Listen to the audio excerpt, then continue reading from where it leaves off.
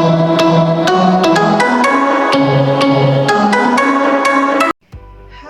Assalamualaikum warahmatullahi wabarakatuh. Ketemu lagi dengan saya, Weti Biuningsi.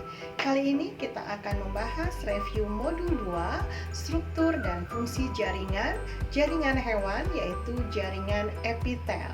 Modul ini diperuntukkan untuk calon guru biologi PPPK, pegawai pemerintah dengan perjanjian kerja.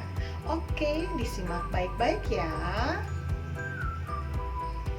Yang akan kita bahas kali ini adalah jaringan epitel yang ada pada jaringan hewan. Sebelumnya kita bahas jaringan hewan dulu.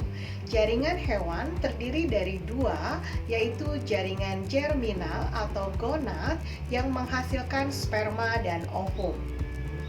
Yang kedua adalah jaringan somatis atau jaringan tubuh terdiri dari jaringan epitel, jaringan penyokong, yang ketiga adalah jaringan otot, dan yang keempat jaringan saraf.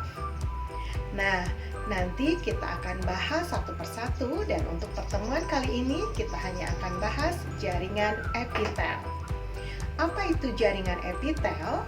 Jaringan epitel yaitu jaringan yang mempunyai fungsi yang pertama adalah sebagai perlindungan. Fungsi yang kedua adalah sekresi atau mengeluarkan zat. Fungsi yang ketiga adalah absorpsi atau penyerapan. Fungsi yang keempat adalah menerima rangsang atau impuls. Fungsi yang kelima adalah ekskresi atau pengeluaran zat sisa. Yang keenam adalah difusi, transport membran. Nah, ini adalah contoh dari jaringan epitel. Kita akan bahas satu persatu ya, berdasarkan gambar tersebut. Oke, kita akan bahas yang pertama adalah epitel pipi selapis. Fungsi dari epitel pipi selapis adalah pertukaran atau difusi zat atau cairan. Epitel pipi selapis terdapat di alveoli, lapisan dalam pembuluh darah atau tempat pertukaran oksigen dan CO2. Kemudian di pembuluh limfe, kapsul Bowman, dan dinding pembuluh kapiler darah. Nah, ini adalah contoh gambar dari epitel pipi selapis. Yang kedua adalah epitel kubus selapis, berfungsi dalam sekresi dan melindungi. Sekresi itu mengeluarkan zat yang masih dibutuhkan. Terdapat pada permukaan ovarium, kelenjar tiroid, saluran nefron ginjal, retina mata, dan kelenjar gondok. Nah, ini adalah gambar dari kubus selapis. Selanjutnya, yang ketiga ada epitel silindris selapis. Epitel silindris selapis terdapat pada saluran pencernaan, menghasilkan mukosa pada lambung, jonjot usus, saluran pernafasan atas, dan kantung empedu. Nah, ini adalah gambar dari epitel silindris selapis.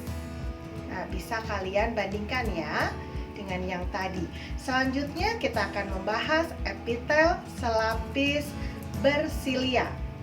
Epitel bersilia terdiri atas sel-sel yang berbentuk batang bersilia di tepi luar yang berfungsi menghasilkan lendir untuk menangkap benda asing yang masuk.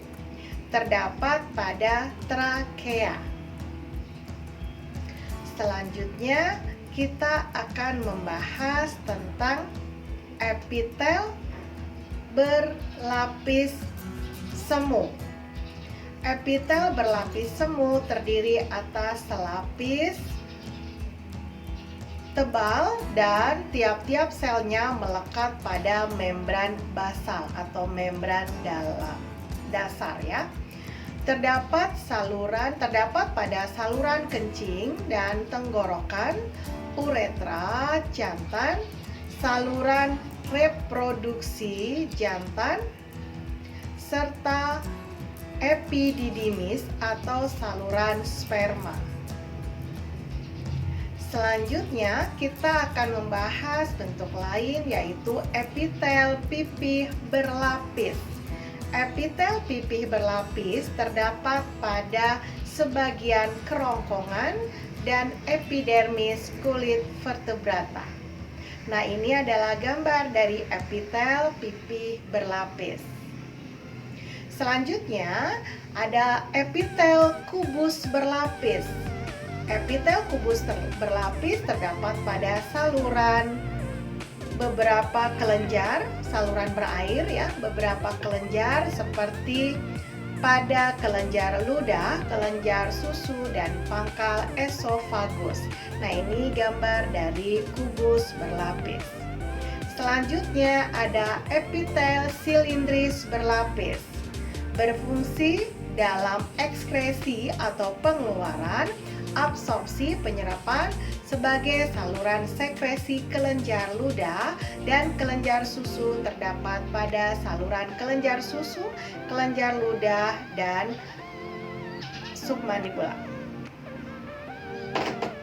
Ya, ini adalah gambar dari epitel silindris berlapis. Selanjutnya kita akan membahas epitel kelenjar. Epitel kelenjar berfungsi membentuk kelenjar. Dan epitel kelenjar ini terdiri dari dua macam, yaitu kelenjar eksokrin yang mensekresikan cairan molekul saluran ke permukaan, misalnya kelenjar pada kulit, dan kelenjar pencernaan yang mengeluarkan enzim. Selanjutnya, kelenjar yang kedua adalah kelenjar endokrin. Apa itu kelenjar endokrin? Kelenjar endokrin mensekresikan cairan ke dalam jaringan bersama darah, misalnya adalah hormon. Nah, ini adalah gambar dari kelenjar eksokrin dan kelenjar endokrin. Oke, demikian tadi materi tentang jaringan epitel pada hewan. Selanjutnya kita masih bahas modul 2 PPPK Biologi jaringan hewan, yaitu jaringan penyokong. Jangan lupa like, share, dan subscribe ya.